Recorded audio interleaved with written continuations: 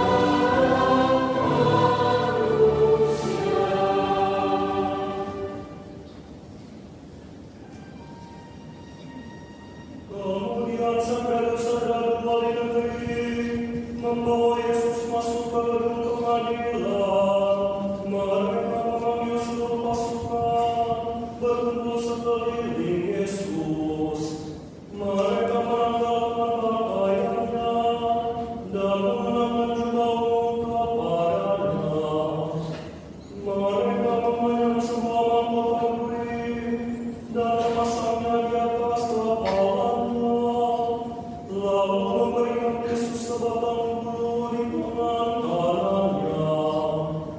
Kemudian mereka berlutut di hadapannya dan memeluk Dia, katanya,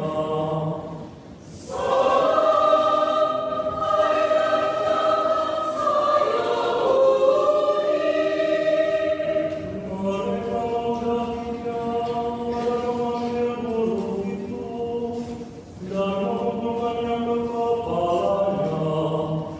Sesudah memotong Yesus, mereka menanggalkan jubah itu daripadanya dan mengenakan pula pakaiannya kepadanya. Kemudian mereka membawa Dia keluar untuk disalibkan. Ketika mereka berjalan keluar kota, mereka berjumpa dengan seseorang bernama Simon dari Kirene. Orang itu mereka paksa untuk memikul salib Yesus. Maka sampailah di suatu tempat yang bernama Golgota, artinya tempat tengkorak. Lalu mereka memberi Yesus minum anggur bercampur empedu. Setelah Ia mengecapnya, Ia diam